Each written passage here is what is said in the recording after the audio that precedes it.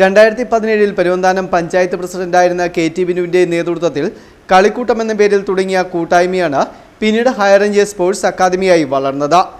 ലഹരിയുടെ വഴിയിലേക്ക് തെന്നിമാറാതെ കുട്ടികളെ കായിക ലോകത്തേക്ക് എത്തിക്കുക എന്ന ലക്ഷ്യത്തോടെയായിരുന്നു ഹയർ റേഞ്ച് സ്പോർട്സ് അക്കാദമിയുടെ പ്രവർത്തനം. ആ ലക്ഷ്യം നിറവേറ്റുക തന്നെ ചെയ്തു. 2026 എത്തിയപ്പോഴേക്കും അഭിമാനകരമായ നേട്ടമാണ് ഹയർ റേഞ്ച് സ്പോർട്സ് അക്കാദമി സ്വന്തമാക്കിയത്.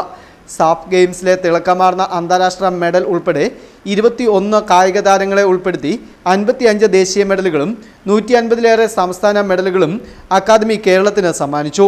നൂറുകണക്കിന് കുരുന്നുകളെയാണ് ഈ അക്കാദമി കായിക ലോകത്തേക്ക് കൈപിടിച്ചുയർത്തി തണലായത്.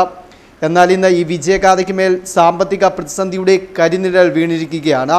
ഇതിനെ തുടർന്ന് സോഷ്യൽ മീഡിയയിലൂടെ ചലഞ്ചിന് തുടക്കം കുറിച്ചിരിക്കുകയാണ് ഇപ്പോൾ അധികൃതർ. കഴിഞ്ഞ 10 വർഷക്കാലമായി ഈ ഗ്രൗണ്ടിൽ ഹയർ റേഞ്ച് സ്പോർട്സ് അക്കാദമിയുടെ നേതൃത്വത്തിൽ നൂറുകണക്കിന് കുട്ടികൾക്ക് കായിക പരിശീലനങ്ങൾ 2 അധ്യാപകർ നൽകി വരികയാണ്. നിരവധി കുട്ടികൾക്ക് ഇതിനോടകം നിരവധി അവാർഡുകൾ ലഭിച്ചിട്ടുണ്ട്. ഏതാണ്ട് 21 കുട്ടികൾക്ക് ദേശീയ സംസ്ഥാന അവാർഡ് ലഭിച്ചിരിക്കുന്നു.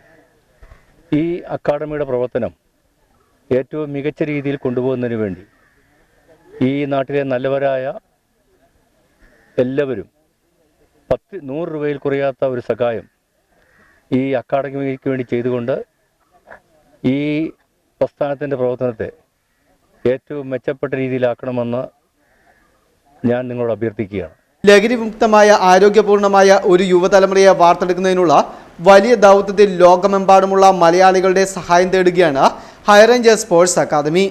നിങ്ങൾ നൽകുന്ന ഓരോ സഹായവും വലിയ ഒരു സ്വപ്നത്തിലേക്കുള്ള ഇന്ധനമാകുമെന്നും സ്ക്രീനിൽ കാണിച്ചിരിക്കുന്ന QR കോഡ് സ്കാൻ ചെയ്ത് പണം നൽകി നിങ്ങൾക്ക് ഹയർ റേഞ്ച് അക്കാദമിയെ സഹായിക്കാമെന്നും അധികൃതർ പറയുന്നു.